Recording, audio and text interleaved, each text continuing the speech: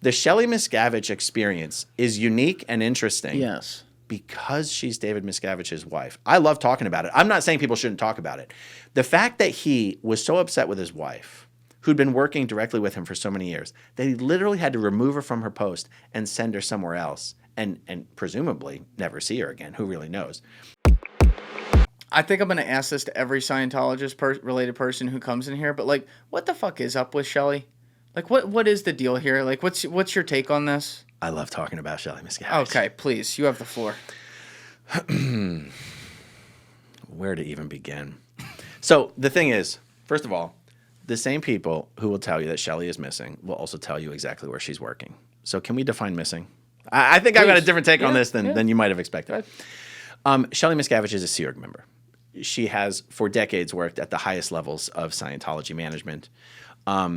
Shelly being missing, we go, well, what does that actually mean? All of the executives who work at these bases could be described as missing. Nobody would recognize them or pick them out of the lineup or seen them. They don't talk to their families. They don't visit their families. Like, that's true for all of them. So Shelly Miscavige was never one of these executives who like addressed the Scientology public from stage at an event. I was in Scientology for 30 years. I might have laid eyes on her once, and I only knew who she was because someone told me who she was. She was David Miscavige's assistant in the Sea Org and his wife. Right. But the only reason anyone ever knew who she was outside of the secret base where she worked was because she was his assistant, not because she was his wife. In the Sea Org, being married means nothing. It's not like if you're the president of the United States, you go to events, the first lady's always with you. Yeah. That is not how the Sea Org works. You would never travel with your spouse for business, for Sea Org. Never, ever, ever travel with your spouse just because you'd have to literally be assigned to be working with them to travel with your spouse. Okay. So the only reason Leah Remini ever came to know who Shelly was is because Shelly was Dave's assistant, and Leah Remini, as a celebrity, would hobnob with the executives at the major events. Some of the evidence of what I'm saying is that Shelly and Leah corresponded via letter. Oh, old school. I promise you, they had cell phones. Friends don't communicate via letter. Yeah. Okay. So I'm being really long-winded about this. I know that Tony already told you the story of around 2005 when David Miscavige got pissed off, and he removed Shelly from her post and reassigned her to another base. Yeah. There's literally no reason for anyone to ever see Shelly Miscavige ever again after that point. Now, I will say something. This gets a little spicy here. Okay. When Tony says, why can't she talk to her family? How does Tony know what family Shelly's talking to or not talking to? I'll tell you how. Because some of those family members have spoken to Tony. And Tony published some things only those family members could have said. That's the last time Shelly Miscavige would ever have speak to those family members. How does anyone know which one of Shelly Miscavige's family members she's talking to? My point is, nobody would ever know. Because any of her family members who would ever speak to the press about her is a family member she would never speak to again. How are you sure of that? Oh, well, she can give you your opinions about it tomorrow, maybe. Okay. All right. Because it's good enough for me. You cannot speak to people if you who work in such sensitive, high-level, confidential positions like that in Scientology. You cannot speak to people who are speaking to the press about you. That's like a huge violation of, I want to say confidentiality, but security, of Sea Org security rules. Did she, but here's my point. My point is, for someone to say Shelly Miscavige isn't speaking to her family members implies that they're in touch with her family members, and those family members are talking to them about Shelly Miscavige. I understand. Yeah. That's not how that works. Now, I guess here's wrong. Shelly Miscavige, to the best of anyone's knowledge, is alive and well and working at the CST base in Twin Peaks, California. She did have a voter registration and a driver's license update in what is the name of that? The CST base in Northern California. Humble, California. Is that where it was? NorCal? Yeah. Okay. So I have my own inside sources who say even though Shelly Miscavige had her driver's license updated there, she is not working at that base. She is still working at the Twin Peaks Crestline base. So is that like a diversionary tactic? Yes. Okay. Yeah. And the police did make contact with her a number of years ago, and then you heard the story about the fingerprint that didn't quite match up and everything. The point is this. Instead of saying, what's the evidence she's still alive? You go, what's the evidence that she's dead? And you go, well, because no one's seen from her. I go, who's no one? No Scientologist would even recognize Shelly Miscavige. She could be on the front cover of a Scientology magazine. No Scientologist would know that's Shelly Miscavige. And also, there have been people who've seen Shelly Miscavige. Mitch Brisker is a guy who left Scientology recently. He ran into her at a Chipotle a number of miles outside of the crest line and literally had a conversation with her. That was a handful of years ago. So, and I guess what I'm really trying to say here is the Shelly Miscavige experience is unique and interesting. Yes. Because she's David Miscavige's wife. I love talking about it. I'm not saying people shouldn't talk about it. The fact that he was so upset with his wife, who'd been working directly with him for so many years, that he literally had to remove her from her post and send her somewhere else and presumably never see her again, who really knows, is evidence that Scientology doesn't work. That's what I take away from it. That's why I like talking about Shelly Miscavige. Yeah. Because it is a failure of David Miscavige to be able to use Scientology to help his marriage, just like Tom Cruise. His 3 failed marriages are examples of him not being able to use Scientology to have a successful marriage. Talking about Shelly being missing is sexy and it's fun, and I like doing it. I just like doing it for a specific reason, and I do it in a specific way. There's no reason to think that she is there against her will. Because here's something that didn't actually come up in your last chat. L. Ron Hubbard was practically Shelly Miscavige's second father. Shelly Miscavige went to work in the Sea Org when she was like, was it 12 years old? At least when she was 9. Yeah. Shelly Miscavige has been working directly for L. Ron Hubbard from like the age, like around there. What's the age difference between her and David? Aren't they about the same age? They're about the same. Okay. Shelly Miscavige has been in the Sea Org for longer than David Miscavige. Wow. Shelly Miscavige worked with L. Ron Hubbard more closely than David Miscavige ever did. He was literally the messenger boy, though, for him. No. He was in the Commodore's messenger org. He never stood a watch. The messenger has different meanings over different times. Okay. In the beginning, they were literally people who stood watch outside of L. Ron Hubbard's door and ran messages for him. Those were called watch messengers. Okay. Those were the original messengers. David Miscavige was never one of those. Later, there was a whole organization that was called the Commodore's Messengers Organization. He was in that organization. She was in that organization. Mm. But being a messenger had a different meaning later on.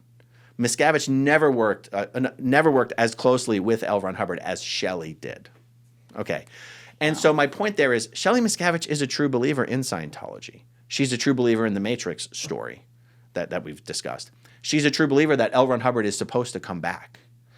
It's actually kind of insulting to think. It's actually kind of insulting to Shelly to think that just because her husband got mad at her and took her off of her post and reassigned her to another base, that she's no longer a believer in Scientology and secretly wants to leave and is now being held against her will. It's actually, in a Scientologist perspective, kind of insulting to Shelly. That was like, oh, so you were only there because you could be Dave's assistant and fly around the world with him, but now that you can't, you don't want to be there anymore? That's actually not... It's also not true. It's not true that just because she was taken off of her post, she now no longer wants to be a Sea Org member.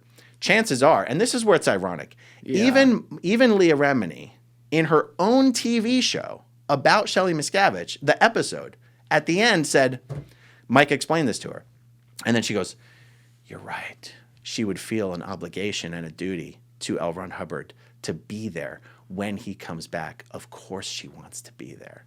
And I go, well, can we stop saying that she's missing? Or can we at least be honest about what we mean when we say that? That's all. That's a mind fuck. It is a mind fuck. Now you could go, well, she's a victim. Well, then all Scientologists are victims. Yeah. The only thing that makes Shelly extra special and interesting is that she's David Miscavige's wife. But it doesn't make her life any worse or different than all of the other Sea Org members who work on these bases. That's all. I just like to be very clear about why I talk about it. The same people who will say that she's missing will take a camera crew and show you where she works. So can we at least be clear about what we mean when we say she's missing? Yeah, I mean, at the same time, though, like, the fact that she's that deep, given that her own husband has, like, abandoned her, banished her off, but she was that brainwashed from a child being around L. Ron Hubbard that she's still, like, about this and talking to people in Chipotle about it, like... It's crazy. Ooh. It is crazy. My God. But it's all crazy. It's all crazy, man. And there's another thing about the Shelly conversation is, like... not exactly an angel. Not exactly. How so? Well, I mean, she worked side by side, hand in hand, connected at the hip with the guy who we are describing as like a monstrous psychopath. Yeah. And we just think she had nothing to do with it? Do you see what I mean? Yeah. So that's kind of what I mean. I'm sure we're going to get into this tomorrow. We're talking about your aunt right here, effectively, which is wild. Yeah. Now, I never worked with David Miscavige. I never worked with Shelly Miscavige. But those who did will tell you, yes, she was definitely a kinder, gentler person than David Miscavige. Well, that's not hard to do. I know. The bar is pretty low. Yeah, but Right. literally and figuratively. And I said, are we going to ignore all of that? Yeah. Oh, poor Shelly. No one's seen her. Shut the fuck up. Who's no one? And yes, people have seen her. And Scientologists don't even know who she is. She hasn't been on post for almost 20 years. Yeah. She's been on a post. She just hasn't been on the post where she gets to travel everywhere David Miscavige goes, no matter where. And so that is, in my opinion, the story of Shelly Miscavige. It's very interesting, and it is worth talking about, but for slightly different reasons than some people talk about. Reality check in a way. Exactly. Yeah, I understand that completely. It's fascinating because, like you said, because of who she is and who she's around. But unfortunately, these kinds of things, not necessarily like being banished to this one place or whatever, but there are so many people within Scientology who then get, as you've laid out today in plenty of examples, get sucked into the life, and then they just kind of accept the fate that it gives them. Yeah. And I can't imagine having my mind so fucked up that I get to that point where I've just accepted that and said, well, I guess this is reality. But it's so many, and now you're trying to at least help some people who have maybe been stuck in it for a long time to get them out. But we're coming up on the end here, and I think a really good question to close with would be, do you think you are going to live to see a day where Scientology is completely gone? No, not completely gone. I think I will live to see a day where they lose their tax-exempt status. That'd be great. Yeah, that's good enough for me. And honestly, even if they don't lose it, just helping people leave Scientology and just being David Miscavige's worst nightmare, or trying to be, that's good enough for me. Well, you're doing a great job, and it's awesome that it's like kind of like you're paying it forward too, using your own experiences to help those who you can fully empathize with what they're going through. It's an amazing thing, man. Thank you. But your story's incredible. Your channel is awesome. We're gonna have the link in the description. I highly encourage everyone to check it out. Also to follow you on Twitter. I know you're active on there. X as well. So it is. We call it X now, right? I call it Twitter. I won't. Yeah, I still call it Twitter, but like it's X, or I don't even know how you say it. But I want to make sure people get you there. So we'll have that link in the description as well. Thank you so much for sharing all this today. It's heavy stuff, but you do a great job telling it, and we're gonna get another really, really good one tomorrow. I'm looking forward to that with you, Jenna. So we'll do that. Thanks for having me on. All right, we'll do it some other time too. Again, Absolutely. everybody else, you know what it is. Give it a thought. Get back to me. Peace. Thank you guys for watching the episode. Before you leave, please be sure to hit that subscribe button and smash that like button on the video. It's a huge help. And also, if you're over on Instagram, be sure to follow the show at Julian Dorey Podcast, or also on my personal page at Julian D. Dorey. Both links are in the description below. Finally, if you'd like to catch up on our latest episodes, use the Julian Dorey Podcast playlist link in the description below. Thank you. Thank you for watching the video, guys. If you haven't already subscribed, please smash that subscribe button and check out this clip's full podcast episode by clicking here or in the description below.